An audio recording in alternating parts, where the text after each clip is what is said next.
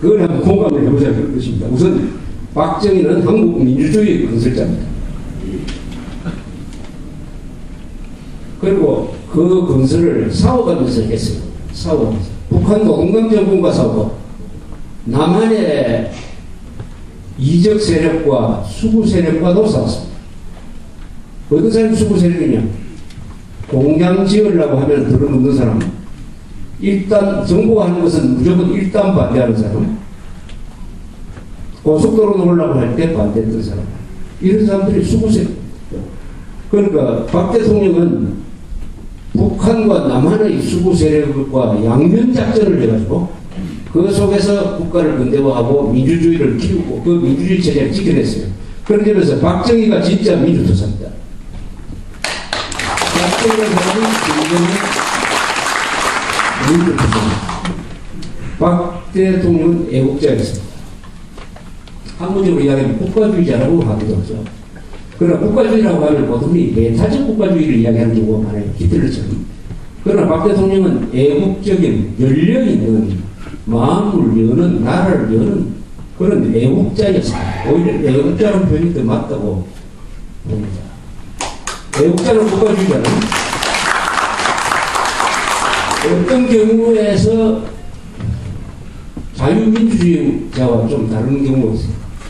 그런데 민주주의를 목표가 아닌 하나의 수단으로 봅니다. 그러니까 민주주의를 국가와 대등하게 놓지 않고 국가보다 약간 밑에 놓아요. 민주주의는 수단이다. 목표는 뭐냐?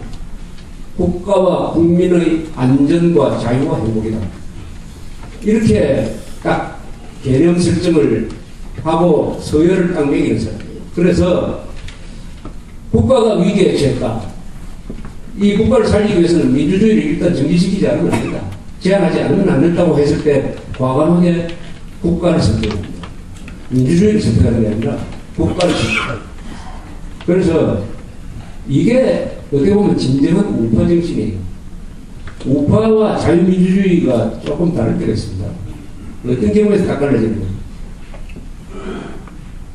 자유민주주의 체제 좋긴 좋은데 이런 상황에서 자유민주주의 체제를 그냥 하면은 나라가 무너진다. 일단 자유민주주의 체제를 정지시켜야 됩니다. 그 개혁을 되는 거죠.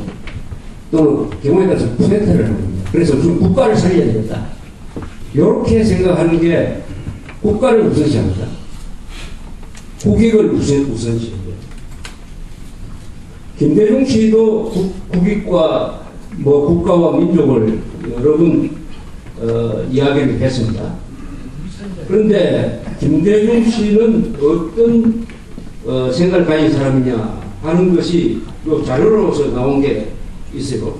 그러니까 국가와 민주주의와의 관계에서 김대중 씨는 어떤 생각을 가졌던 사람이냐 하는 것을 잘 나타내는 자료가 이 노무현 좌파 정부 때 나왔습니다.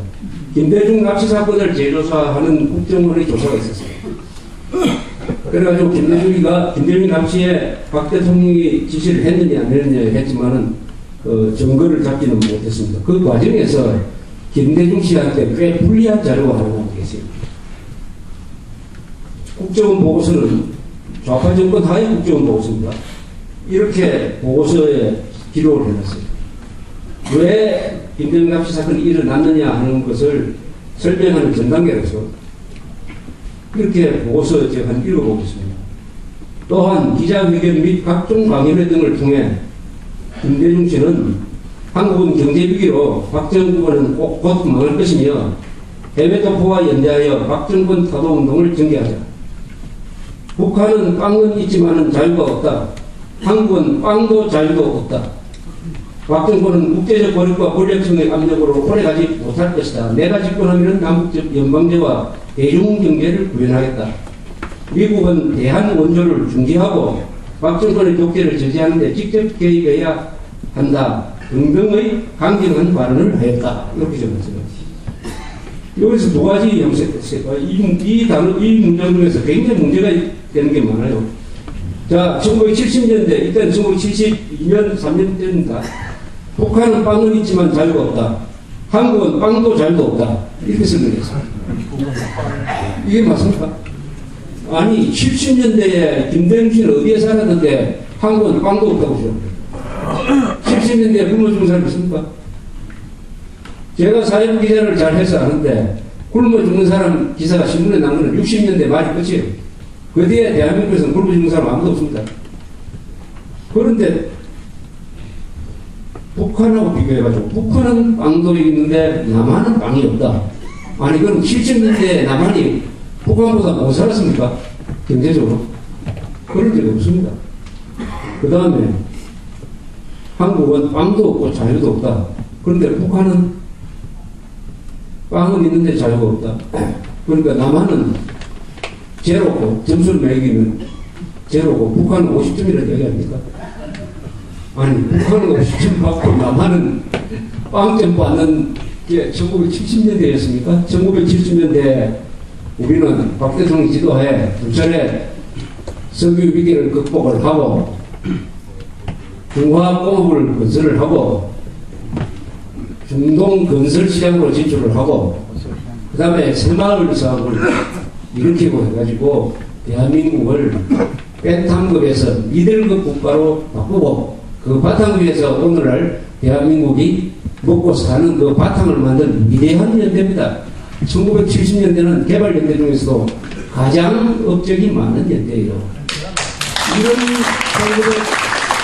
1970년대의 남한이 1970년대 북한보다 못하다고 생각하는 사람이 대한민국이 대통령이 되었다는데 바로 6.15 반역의 비밀이 있는 겁니다.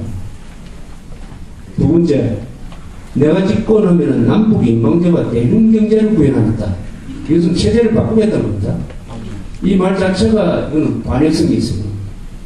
남북 인방제는 적화 통일로 가는 길이죠. 대중경제는 자유민주주의 시장경제를 부정하는 것이죠. 그 다음에 미국은 대한 원조를 중재해야 된다. 아니 미국이 대한 경제 원조가 그때 많지는 않았습니다. 중재하면은 한국 국민한테 무슨 이로운 일이 있습니까? 그렇게 해서 박정훈의 독재를 저지시켜야 된다. 이런 뜻인 것 같습니다. 바로 이것이 박정희와 김대중의 차이죠. 박 대통령은 국가 이익과 민주주의가 충돌하면 국가 이익을 선택을 했습니다. 김대중 씨는 국가 이익과 자기의 개인 이익이 충돌하니까 자기의 개인 이익을 선택을 해가지고 1970년대 석유위기를 앞두고 있었던 한국에 대해서 그것도 중화공업을 벌려놓고 있는 이 한국에 대해서 원조를 중단하라고 하는 이런 비애국적인 이야기를 했던 사람이 6.15 반역문서를 만든 자본입니다.